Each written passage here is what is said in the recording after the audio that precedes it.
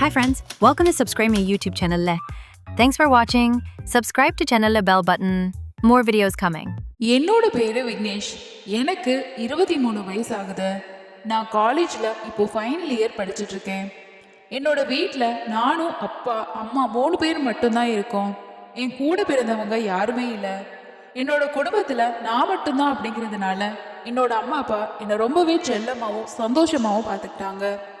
எங்களுக்கு சொந்தம்னு சொல்லி நிறைய பேர் இருந்தாலும் நாங்கள் பெருசாக எந்த ஒரு உதவிக்காகவும் சொந்தக்காரங்க கிட்ட போகவே மாட்டோம். என்னோட அப்பா ஒரு பிரைவேட் கம்பெனியில் மேனேஜராக வேலை பார்த்துட்டு இருக்காரு. அவர் வாங்குற சம்பளத்தில் எங்களோட குடும்பம் ரொம்பவே சந்தோஷமாக வாழ்ந்துட்டு இருக்கோம். இப்படி இருக்கப்பதான் ஒரு நாள் என்னோட அம்மா திடீர்னு நெஞ்சு வலிக்குதுன்னு சொல்லி மயங்கி விழுந்துட்டாங்க. நானும் என்னோட அப்பாவும் பதறி போயிட்டு அவங்கள ஹாஸ்பிட்டலுக்கு கூட்டிகிட்டு போனோம். ஹாஸ்பிட்டலில் அட்மிட் பண்ணி அவங்களுக்கு ட்ரீட்மெண்ட்டும் பார்த்தோம். எவ்வளவோ செலவு பண்ணியும் எங்களால் அம்மாவோட உயிரை காப்பாற்ற முடியல. அவங்க எங்களை விட்டு பிரிஞ்சுட்டாங்க. எனக்கும் அப்பாவுக்கும் ஒன்றுமே புரியல. எங்களோட வாழ்க்கையே இருடு போன மாதிரி இருந்துச்சு.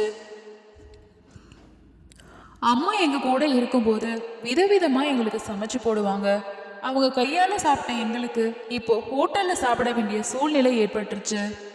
டெய்லியுமே அப்பா காலையில் மதியம் சாயந்தரம்னு சொல்லி 3 நேரமும் ஹோட்டலில் தான் சாப்பாடு வாங்கிட்டு வந்து கொடுப்பாரு. வீட்டு சாப்பாடே சாப்பிட்டுட்டு இருந்த எனக்கு ஹோட்டல் சாப்பாடு ஒத்துக்காம அடிக்கடி உடம்பு சரியில்லாமையும் போச்சு. அப்பா எனக்கு வயிற்று பிரச்சனை இருக்குது அப்படின்றதுனால ஹாஸ்பிட்டலுக்கு கூட்டிகிட்டு போனாங்க. அங்கே டாக்டர்ஸ் செக் பண்ணிட்டு டேப்லெட்ஸை கொடுத்தாங்க. என்னோட அப்பா என்கிட்ட சொன்னார், தம்பி உடம்பு சரியாகணும் அப்படின்னா கரெக்டாக டேப்லெட்டை சாப்பிடு அப்படின்னு சொல்லி சொன்னார். முதல் தடவை உடம்பு சரியில்லாமல் போனப்போ ஹாஸ்பிட்டலுக்கு போயிட்டு டேப்லெட் போட்டும் என்னோட வயிறு வலி சரியாகிற மாதிரியே இல்லை. சாப்பாடும் வெளியில் சாப்பிட்றதுனால என்னோட உடல்நிலை இன்னுமுமே மோசமாகிட்டு தான் போச்சு. எத்தனை ஹாஸ்பிட்டலுக்கு போகிறது, எத்தனை டேப்லெட்டை தான் போடுறது. சரி, அப்பா சொல்கிறதுக்காக இந்த மாத்திரையை சாப்பிட்டு பார்க்கலான்னு சொல்லி நானும் ஒவ்வொரு ஹாஸ்பிட்டலுக்கு போகும்போதும் எல்லா டேப்லெட்ஸையுமே சாப்பிட்டுட்டு தான் இருந்தேன். ஆனால் என்னோட அப்பா என்கிட்ட சொன்னார், என்னப்பா செய்யுது, உங்கள் அம்மா இருந்த வரைக்கும் நமக்கு எந்த பிரச்சனையுமே இல்லை. அவங்க போனதுக்கு அப்புறமா நாம் ஹோட்டலில் கண்டதையெல்லாம் வாங்கி சாப்பிடக்கூடிய ஒரு சூழ்நிலை ஏற்பட்டுருச்சு. இதனால நம்மளோட உடல்நிலை மோசமாகிட்டே போகுது. எனக்கும் ஹோட்டலில் சாப்பிட்டு சாப்பிட்டு ஒத்துக்கவே மாட்டேங்குது. அம்மா இருந்திருந்தா நமக்கு இந்த நிலை வந்திருக்குமா அப்படின்னு சொல்லி ரொம்பவே வருத்தப்பட்டாரு. அப்பா வருத்தப்படுறத பார்த்து எனக்கும் ரொம்பவே கவலையே இருந்துச்சு. என்னப்பா செய்யறது, எனக்கும் அம்மா இல்லைன்னு சொல்லி ரொம்ப வருத்தமாக தான் இருக்கு. இப்படி 2 பேரும் மாறி மாறி கவலைப்பட்டு வருத்தப்பட்டா என்ன ஆக போகுது சொல்லுங்க. கவலைப்படாம நம்மளோட வேலையை பார்க்கலாம்ப்பா. நானும் என்னோட உடம்ப நல்லா பார்த்துக்கிறேன், நீங்க அதை நினைச்சு கவலைப்படாதீங்கன்னு சொல்லி என்னால் முடிஞ்ச அளவுக்கு அவருக்கு தைரியம் சொன்னேன். இதை கேட்டு அப்பாவும் யோசிக்க ஆரம்பிச்சாரு. ஒரு வேலைக்காரியை வச்சுக்கலாம் அப்படின்னா அவங்க எல்லார் வீட்லேயும் எப்படி செய்கிறாங்களோ அந்த மாதிரி தான் செய்வாங்க. நம்ம மேலே அக்கறையா எந்த விஷயமும் செய்கிறது ரொம்ப கஷ்டம்தான். அதனால வேலைக்காரி வைக்கிறது சரியா வராது. நாம் இன்னொரு கல்யாணம் பண்ணிக்கிட்டா நல்லது தானே.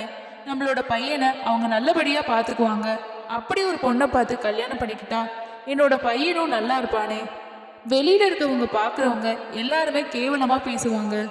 ஆனால் அதை யோசிச்சா என்னோட பையனோட வாழ்க்கை வீணாக போயிடும். அதுக்காக நம்ம இன்னொரு கல்யாணம் பண்ணிக்கலான்னு சொல்லி என்னோட அப்பா முடிவு பண்ணாரு. அதுக்கப்புறமா அவர் ஃப்ரெண்டு மூலமாக பொண்ணு பார்க்கவும் ஆரம்பித்தார். இது கேட்ட அப்பாவோட ஃப்ரெண்டும், இந்த காலத்தில் வைஃப் இல்லை அப்படின்னா இன்னொரு கல்யாணம் பண்ணிக்கிறது தப்பு இல்லையே, நம்ம லீகலாக தானே பண்ண போகிறோம், நீ அதை எதுவும் யோசிக்காத, நான் நல்ல பொண்ணு கிடைச்சா கண்டிப்பாக உனக்கு சொல்கிறேன்னு சொல்லிட்டு அவரும் கிளம்பி போயிட்டாரு. அவர் போயிட்டு கொஞ்ச நாள் கழிச்சு ஒரு பொண்ணோட ஜாதகம் வந்திருக்கு, அந்த இடத்த நம்ம பேசி முடிக்கலாமா அப்படின்னு சொல்லி என்னோட அப்பா கிட்ட கேட்டாங்க. அந்த பொண்ணு பேரு தேவி. அந்த பொண்ணுக்கு அம்மா அப்பா இல்லை, பாட்டி வீட்டில் தான் சின்னதுலேருந்து வளர்ந்துருக்காங்க. பார்க்கறதுக்கு நல்ல அழகா கலையா இருந்தாங்க. ஆனால் பாட்டி பெருசாக வசதி இல்லை அப்படிங்கிறதுனால அவங்களுக்கு கல்யாணம் கூடி வரவே இல்லை. அவங்கள கல்யாணம் பண்ணிக்க வந்த எல்லாருமே அதிகப்படியான வரதட்சணை கேட்டதுனால அவங்களுக்கு கல்யாணம் ஆகாமே இருந்திருக்கு. இப்படியே பல வருஷம் ஓடி போனதுனால அந்த பொண்ணுக்கும் 30 வயசு தாண்டிடுச்சு. இனிமேலையும் கல்யாணம் கூடுறது ரொம்ப கஷ்டம் அப்படின்ற சூழ்நிலையில தான் அந்த பொண்ணு அவங்க பாட்டி கூட வாழ்ந்துட்டு இருந்தாங்க. அவங்க ரிலேட்டிவ் மூலமாக அப்பாவும் அப்பாவோட ஃப்ரெண்டும் தகவல் கொடுத்து அனுப்புனாங்க. இது வரைக்கும் கல்யாணம் ஆகலை, இனிமேலையும் உனக்கு கல்யாணம் ஆகிறது ரொம்ப கஷ்டம், அதனால 2வது திருமணத்துக்கு உன்னை பெண் கேட்டிருக்காங்க அப்படிங்கிற தகவலை அவங்க வீட்டுக்கு சொன்னாங்க. தேவியும் அவங்களோட பாட்டியோட உடல்நிலையும் ரொம்பவே மோசமாகுது. இதுக்கு மேலேயும் நம்ம கல்யாணம் பண்ணிக்கல அப்படின்னா நம்மளோட ஃப்யூச்சரில் நம்ம ரொம்ப கஷ்டப்படுவோம். இப்போ வந்திருக்கக்கூடிய இடம் ரொம்ப நல்ல இடம் தான். அதனால என்னோட அப்பாவை கல்யாணம் பண்ணிக்கிறதுக்கு அந்த பொண்ணு ஓகேன்னு சொன்னாங்க. அப்பாவும் அப்பாவோட ஃப்ரெண்டும் நானும் போயிட்டு தேவியோட வீட்டில் அவங்கள பார்த்து மேற்கொண்டு செய்ய வேண்டிய எல்லா விஷயத்தை பற்றி பேசி முடித்தோம். சிம்பிளாக என்னோட அப்பாவுக்கும் அந்த பொண்ணுக்கும் கோவிலில் கல்யாணம் முடிஞ்சது. கல்யாணம் ஆனதுக்கு அப்புறமா எங்களோட வீட்டில் அப்பாவுக்கும் அந்த பொண்ணுக்கும் முதலிரவுக்கான ஏற்பாடும் செய்யப்பட்டுச்சு. முதலிரவில் என்னோட அப்பா அந்த பொண்ணுக்கிட்ட என்ன சொன்னார் அப்படின்னா, எனக்கு இந்த கல்யாணத்தில் பெருசாக உடன்பாடு இல்லை. இந்த கல்யாணத்துக்கு ஒத்துக்கிட்டதுக்கு காரணமே என்னோட பையன் விக்னேஷ் தான். எனக்கு எல்லாமே அவன் தான். எனக்கு எல்லாமா இருந்த என்னோட மனைவி வேணியை தவிர நான் யாரையுமே நினைச்சு கூட பார்த்ததில்ல. அவளுக்கு அப்புறமா நான் அதிகமாக நேசிச்சது, அதிகமாக நினைச்சது என்னோட பையன் விக்னேஷ் தான்.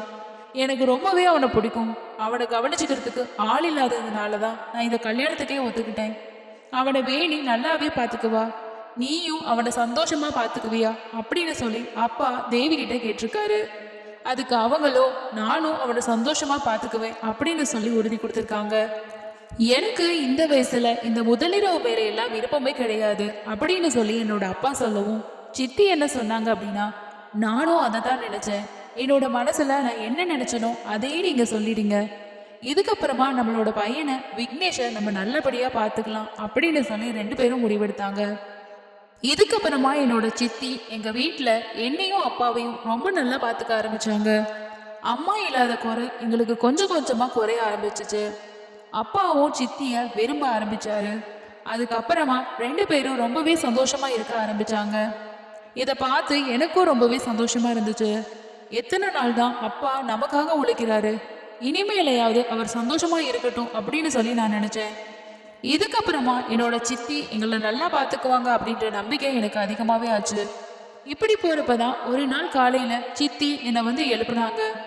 விக்னேஷ், காலேஜுக்கு போகிறதுக்கு டைம் ஆச்சு, எழும்பி ரெடியாகு அப்படின்னு சொன்னாங்க. நானும் ரெடியாகி ஹாலுக்கு வந்ததுக்கப்புறமா காலையில் என்ன டிஃபன்னு பார்க்கும்போது என்னோட சித்தி விதவிதமாக சமைச்சு வச்சுருந்தாங்க. அவங்க பாசமாக என்னை பார்த்துக்கிட்டது எனக்கு ரொம்பவே சந்தோஷமாக இருந்துச்சு. அதுக்கப்புறமா நானும் காலேஜுக்கு கிளம்பி போனேன். போகிறப்ப தான் ஒரு புக்கை வீட்டிலையே மறந்து வச்சுட்டு வந்துட்டேன் அப்படிங்கிற ஞாபகம் எனக்கு வந்துச்சு. அதுக்கப்புறமா நான் வீட்டுக்கு வந்தப்போ என்னோட சித்தி குளிச்சுட்டு அரைகுறையாக ட்ரெஸ் போட்டுக்கிட்டு ஹாலில் வந்துட்டு இருந்தாங்க. நான் எப்போவுமே காலேஜ் போயிடறனால இந்த மாதிரி விஷயங்கள் வீட்டில் நடக்கிறது எனக்கு தெரியாது. அன்னைக்கு அப்படி என்னோட சித்தியை பார்த்தது எனக்கு ரொம்பவே கூச்சமாயிருச்சு. சித்தி, என்னை மன்னிச்சிடுங்க, நான் தெரியாமல் வந்துட்டேன் அப்படின்னு சொன்னேன். அதுக்கு சித்தியும், பரவாயில்ல, நீ புக்ஸ் எடுக்க தானே வந்த, காலேஜுக்கு டைம் ஆயிடுச்சு, எடுத்துட்டு கிளம்பு அப்படின்னு சொன்னாங்க. என்னோட ரூமுக்கு போயிட்டு அந்த புக்கை எடுத்துட்டு திரும்பவும் வெளியில வந்தேன். என்னோட சித்தி அப்படி இருக்கிறத பார்த்து திரும்பவும் அதை பார்க்கணும் அப்படிங்கிற எண்ணம் தான் எனக்கு வந்துச்சு. கொஞ்ச நேரம் அவங்கள பார்த்துக்கிட்டு இருந்துட்டு நானும் கிளம்பிட்டேன். கிளம்புறப்போ என்னோட மனசுல இப்படியெல்லாம் நம்ம அவங்கள பார்க்கக்கூடாது, நமக்கு அவங்க அம்மா மாதிரி அப்படின்னு நினச்சிக்கிட்டு வீட்டிலேருந்து கிளம்பி காலேஜுக்கு போனேன். காலேஜ்லேயும் கொஞ்சம் ஞாபகங்கள், சித்தியை பார்த்த அந்த விஷயங்கள் எனக்கு தோணுச்சு. அதுக்கப்புறமா இது தப்பு, நம்ம இதை பற்றி நினைக்கக்கூடாது அப்படின்னு சொல்லிட்டு என்னோட ஸ்டடீஸில் கான்சன்ட்ரேட் பண்ண ஆரம்பித்தேன். அதுக்கப்புறமா காலேஜ் முடிச்சுட்டு ஈவினிங் என்னோட பைக்கில் வீட்டுக்கு வந்துட்டு இருந்தேன். அப்போ என்னோட அப்பா டீ கடையில் நின்றுட்டு இருந்தாரு. அவர் என்னை கூப்பிட்டு, விக்னேஷ் கொஞ்சம் நில்லுப்பா, உன்கிட்ட நான் கொஞ்சம் தனியாக பேசணும் அப்படின்னு சொன்னார். நானும், என்னப்பா சொல்லுங்க, ஏன் இங்கே நிற்கிறீங்க அப்படின்னு கேட்டேன். அதுக்கு அப்பா, உன்கிட்ட கொஞ்சம் பேசணும் அப்படிங்கிறதுக்காக தான் இங்கே வெயிட் பண்ணிட்டு இருக்கேன். வீட்டில் பேச முடியாது, தேவி இருக்கா, ஏதாவது நினச்சிக்குவா, அதனால தான் உனக்காக இந்த டீ கடையில் நான் வெயிட் பண்ணிக்கிட்டு இருக்கேன் அப்படின்னு சொன்னார். நானும் சொல்லுங்கப்பா அப்படின்னு கேட்டேன். உனக்கு உடம்பு சரியில்லையாப்பா, என்ன பண்ணுது அப்படின்னு கேட்டாரு. அதெல்லாம் ஒன்றும் இல்லைப்பா, நான் நல்லா தான் இருக்கேன். உங்ககிட்ட கேட்காம நான் எதுவுமே செய்ய மாட்டேன். நான் கல்யாணம் பண்ணிக்கிட்டதை பற்றி நீ என்ன நினைக்கிற அப்படின்னு கேட்டாரு. நீ உடம்பு சரியில்லாமல் கஷ்டப்படுறத என்னால் பார்க்கவே முடியல. என் மகனுக்கு ஒரு நல்ல சாப்பாடு கூட சாப்பிட முடியல. இந்த வருத்தம் என்னோட மனசில் இருந்துச்சு. அதனால தான் நான் 2வது கல்யாணம் பண்ணிக்கிட்டேன். இதை பற்றி உனக்கு ஏதாவது வருத்தம் இருக்கா அப்படின்னு என்கிட்ட கேட்டாரு. அப்பா, அதெல்லாம் ஒன்றும் கிடையாதுப்பா, இப்போதான் நான் நல்லா இருக்கேன். எனக்கு உடம்பும் இப்போ நல்லாக்கிட்டு வருது. எல்லாமே நீங்கள் கல்யாணம் பண்ணிக்கிட்டதுனால தான் எனக்கு இந்த மாதிரி நல்லது நடந்துச்சு. எனக்கு ஒரு வருத்தமும் இல்லை, நீங்கள் சந்தோஷமாக இருங்க அப்படின்னு சொன்னேன். சரிப்பா, இப்போதான் எனக்கு நிம்மதியாக இருக்கு. நீ வீட்டுக்கு போ, நான் கொஞ்சம் வேலை இருக்கு முடிச்சிட்டு வரேன் அப்படின்னு சொல்லி அப்பாவும் கிளம்பிட்டாரு. அப்பா பேசினதை யோசிச்சுக்கிட்டு அப்படியே நானும் வீட்டுக்கு கிளம்பிட்டேன். அவர் என் மேல எவ்வளோ பாசம் வச்சிருந்தாரு அப்படின்னா இப்படி ஒரு விஷயத்த கூட யோசிச்சிருப்பாரு. நமக்கு இப்படி ஒரு அப்பா கிடைக்க நம்ம கொடுத்து வச்சிருக்கணும் அப்படின்னு சொல்லி நினச்சிக்கிட்டு நானும் வீட்டுக்கு போனேன். டெய்லியுமே காலையில் எழும்பி மொட்டை மாடியில் உடற்பயிற்சி செய்கிறத என்னோட வழக்கமாக வச்சுருந்தேன். அதே மாதிரி காலையில் எழுந்திரிச்சு நான் மொட்டை மாடியில் எக்ஸசைஸ் பண்ணிட்டு இருந்தேன். அப்போ சித்தி மேலே மாடியில் க்ளீன் பண்ணுறதுக்காக வந்தாங்க. அங்கே வந்ததுமே என்னை பார்த்துட்டு, ஓ நீ எக்ஸசைஸ்லாம் பண்ணுவியா, அதனால தான் உன்னோட உடம்பு இவ்வளோ ஸ்ட்ராங்காக இருக்கா அப்படின்னு சொல்லி கேட்டாங்க. ஆமாம் சித்தி, நான் நல்லா எக்ஸசைஸ் பண்ணுவேன் தான். ஆனால் அம்மா இறந்ததுக்கு அப்புறமா எனக்கு உடம்பு சரியில்லாமல் போச்சு. அதனால என்னால் சரியாக செய்ய முடியல. இப்போ நீங்கள் வந்ததுக்கு அப்புறமா என்னோட உடம்பு கொஞ்சம் கொஞ்சமாக சரியாகுது. ஸோ அதனால தான் திரும்பவும் எக்ஸசைஸ் செய்யலான்னு சொல்லி ஸ்டார்ட் பண்ணியிருக்கேன். அப்போ என்னோட சித்தி என்ன சொன்னாங்கன்னா, நீ எக்ஸசைஸ் செய்யும்போது என்னையும் உன்னோட சேர்த்துக்கோ, எனக்கும் நீ கொஞ்சம் சொல்லிக் கொடு விக்னேஷ் அப்படின்னு சொல்லி சொன்னாங்க. சரி சித்தி, சாரியில் எக்ஸசைஸ்லாம் செய்ய முடியாது. எக்ஸசைஸ் செய்யறதுக்கு நீங்கள் உங்களோட ட்ரெஸ்ஸை போய் மாற்றிட்டு வாங்க அப்படின்னு சொல்லி சொன்னேன். என்கிட்ட வேற ட்ரெஸ் எல்லாம் இல்லைடா, நான் எதை போட்டுக்கிட்டோம் அப்படின்னு சொல்லி என்னோட சித்தி கேட்டாங்க. என்னோட ட்ரெஸ்ஸை நீங்கள் எடுத்து போட்டுட்டு வாங்க சித்தி, நான் உங்களுக்கு எக்ஸசைஸ் சொல்லி தரேன்னு சொல்லி சொன்னேன். அதுக்கப்புறமா என்னோட சித்தி கீழே ரூமுக்கு போயிட்டு பேண்ட்டும் டிஷர்ட்டும் போட்டுக்கிட்டு எக்ஸசைஸ் செய்யறதுக்கு ரெடியாகி வந்தாங்க. இந்த ட்ரெஸ்ல என்னோட சித்தியை பார்க்கும்போது என்னோட தவறான எண்ணம் இன்னும் அதிகமாக தான் ஆரம்பிச்சது. மனசுக்குள்ள இதெல்லாம் தப்பு, அப்படி பண்ணக்கூடாது அப்படின்னு சொல்லி நானே என்னை கண்ட்ரோல் பண்ணிக்கிட்டேன். அதுக்கப்புறமா என்னோட சித்தி சில விஷயங்களை எப்படி செய்யறது அப்படின்னு சொல்லி கேட்டாங்க. நானும் அவங்களோட கையை பிடிச்சி இப்படி பண்ணுங்க அப்படி பண்ணுங்கன்னு சொல்லி அவங்களுக்கு எல்லா எக்ஸசைஸுமே சொல்லி கொடுத்தேன். இப்படியே எங்களோட எக்ஸசைஸை முடிச்சுட்டு அதுக்கப்புறமா எங்களோட வேலையை பார்க்க ஆரம்பிச்சிட்டோம். அன்னைக்கு ஈவினிங் அப்பா ரொம்பவே சந்தோஷமா வீட்டுக்கு வந்தாரு. வீட்டுக்கு வந்ததுமே ரூம்குள்ள போயிட்டு என்னோட சித்தி கிட்ட பேச ஆரம்பிச்சாரு.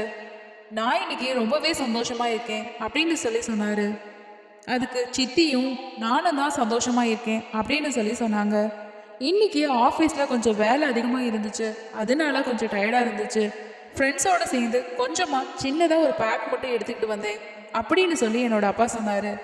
அதுக்கு சித்தி, சரி உங்களோட ஆஃபீஸ் வேலையை மட்டுமே எப்போ பார்த்தாலும் பார்த்துட்டு இருக்காதீங்க, என்னையும் கொஞ்சம் பார்த்துக்கோங்க அப்படின்னு சொல்லி சொன்னாங்க. என்னோட சித்தி சொன்னதை கேட்டு அப்பாவும் ஆசையாக அவங்கள கட்டிப்பிடிக்க போனார். அவர் மதுபோதையில் இருந்ததுனால என்னோட சித்தி, இன்னைக்கு எதுவுமே வேணாம், நீங்கள் டயர்டாக இருக்கேன்னு சொன்னீங்கல்ல, போய் தூங்குங்க அப்படின்னு சொல்லி அவரை தூங்க அனுப்பிட்டு அவங்களும் தூங்க போயிட்டாங்க.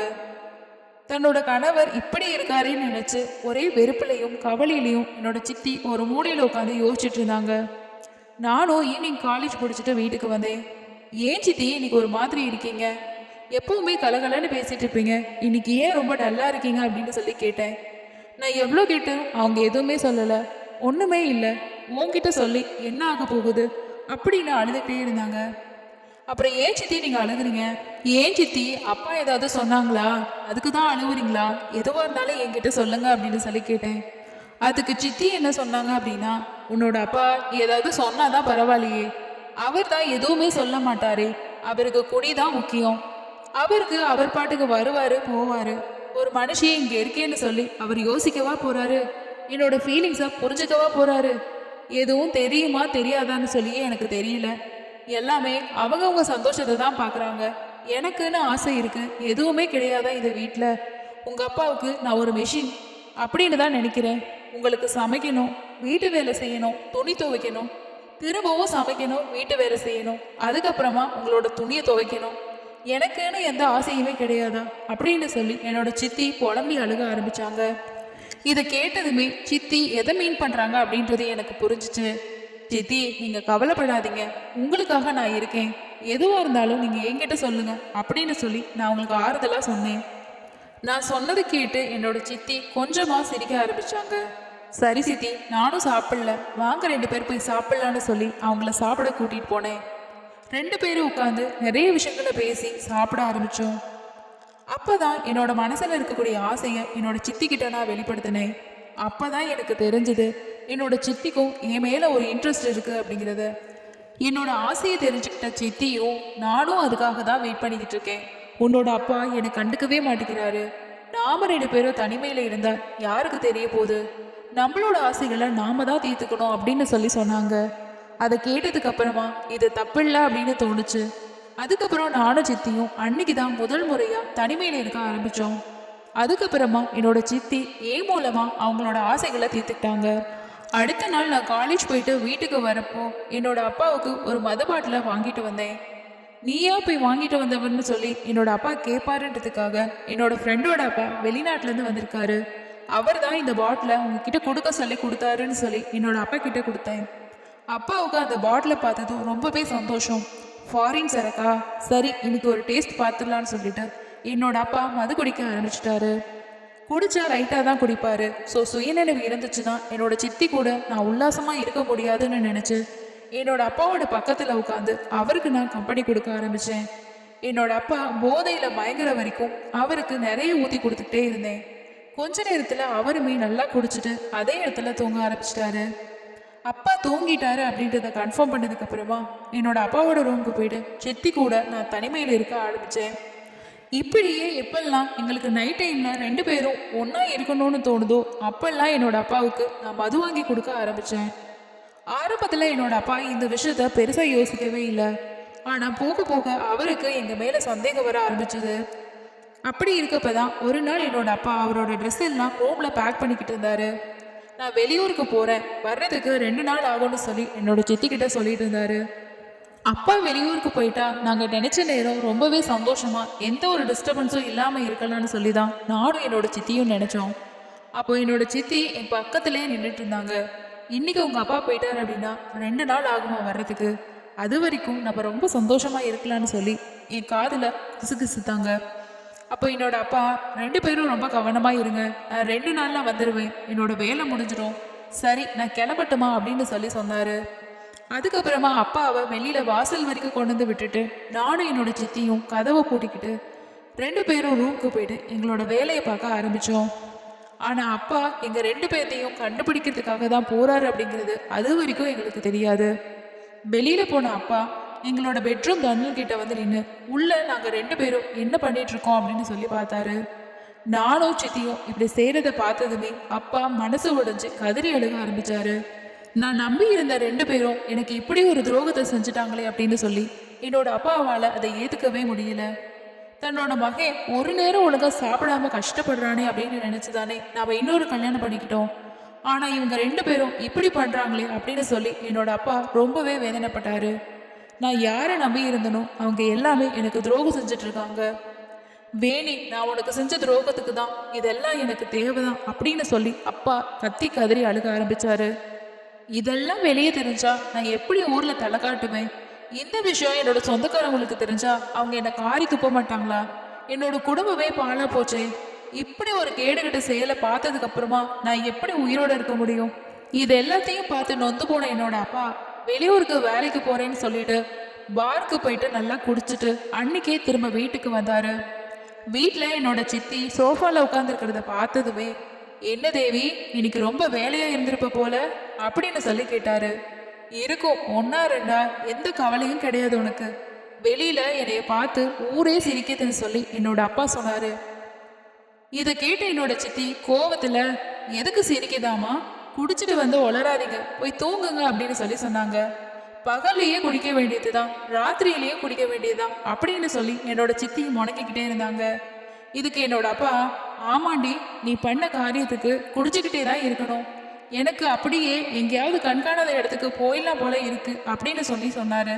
இதை கேட்டு என்னோட சித்தி ஒண்ணுமே தெரியாத மாதிரி, உங்களுக்கு என்ன ஆச்சு, எதனால இப்படி புலம்பிட்டு இருக்கீங்க அப்படின்னு சொல்லி அப்பா கிட்ட கேட்டாங்க. அப்பா என்ன சொன்னாருன்னா, ஒன்றும் ஆகலை, நான் கட்டி காப்பாத்தின கௌரவம் எல்லாமே போயிடுச்சு. உன்னை நம்பினேன்னு பார்த்தியா, என்னோட மகின்னு சொல்லி என்னோட கழுத்தையே அறுத்துட்ட. நீயும் அவளும் தனிமையில ஒன்னா இருக்கிறத அந்த கன்றாவிய என்னோட 2 கண்ணால நான் பார்த்தேன். பார்த்த அந்த நிமிஷத்துலேயே என்னோட இதயமே வெடிச்சது போல இருந்துச்சு. நீ எனக்கு 2ஆவது ஆரமா இருந்தாலும் நீ என்னோட மனைவி. விக்னேஷ் என்னோட பையன். விக்னேஷ் உனக்கும் மகன் தான். உன்னோட வயசுக்கு நல்லது கெட்டது தெரியாதா? நான் உனக்கு ஒன்று சொல்லணுமா அப்படின்னு சொல்லி அப்பா சொல்றப்பயே என்னோட சித்தி என்னை மன்னிச்சிடுங்க அப்படின்னு சொல்லி அவரோட காலில் விழுந்து கதற ஆரம்பிச்சாங்க. நீ சாதாரணமா சொல்லிட்ட, ஆனா இது எவ்வளோ பெரிய தப்பு. தீராத பழியை சுமத்திட்டியே, தீர்க்க முடியாத பாவத்தை பண்ணிட்டியே, என் குடும்பத்தையே நீ நாசம் பண்ணிட்ட. இதுக்கெல்லாம் நான் தான் காரணம். இனி ஒரு நிமிஷம் கூட நான் உன் கூட இருக்க மாட்டேன். இதுக்கு என்னோட மரணம் தான் சரியான தீர்வா இருக்கும்னு சொல்லிட்டு என்னை மன்னிச்சிருங்க, இது தப்பு தான் அப்படின்னு சொல்லி என்னோட சித்தி மன்னிப்பு கேட்டாங்க. மன்னிக்கக்கூடிய விஷயமா நீ பண்ணியிருக்க அப்படின்னு சொல்லி என்னோட சித்திய 2 அறை விட்டு அங்கிருந்து அனுப்பிட்டாரு. செஞ்ச துரோகத்தையும் பாவத்தையும் தாங்க முடியாம சித்தி மருந்தை வாங்கி குடிச்சிட்டு தற்கொலை செஞ்சுக்கிட்டாங்க. குடும்பம் அப்படிங்கிறது ஒரு சின்ன கண்ணாடி மாதிரி. அதுல சிறிய கல் விழுந்தாலுமே உடஞ்சு செதறிடும். அதை போலதான் இந்த குடும்பமும் செதறி போச்சு. இன்னைக்கு இருக்க காலகட்டத்துல உடல் தேவை அப்படிங்கிற ஒரு விஷயம் ஒவ்வொரு உறவுகளுக்குமே என்ன முக்கியத்துவம் அப்படின்றத மறந்தே போகுது. இந்த கதையிலையுமே விக்னேஷ் தன்னோட சித்தி தான் தவறான ஒரு எண்ணத்துல தன்னை பாக்குறாங்க அப்படின்னாலும் அவங்க தனக்கு ஒரு அம்மா அப்படிங்கறத நினைச்சிருந்தாரு அப்படின்னா இந்த குடும்பம் இன்னமுமே நல்லா இருந்திருக்கும். வீட்டுக்கு வாழ வந்தோம், கணவர் அவங்களோட பையன் நமக்கும் பையன் தான் அப்படின்னு சொல்லி அவங்க சித்தியும் நினைச்சிருந்தாங்கன்னா இவங்களோட ஃபேமிலி இன்னுமே நல்லா இருந்திருக்கும். நம்மளோட உணர்வுகளை சரியான வழியில நம்ம பயன்படுத்தலை அப்படின்னா கண்டிப்பா அது ஒரு தவறான வழியில தான் கொண்டு போய் விடும் அப்படிங்கிறதுக்கு இந்த கதை ஒரு சாட்சியா இருக்கு. இந்த கதை பத்தின உங்களோட கருத்துக்களை கீழே இருக்க கமெண்ட் செக்ஷன்ல மறக்காம ஷேர் பண்ணுங்க. அடுத்த இன்னொரு வீடியோல சந்திக்கலாம். நன்றி.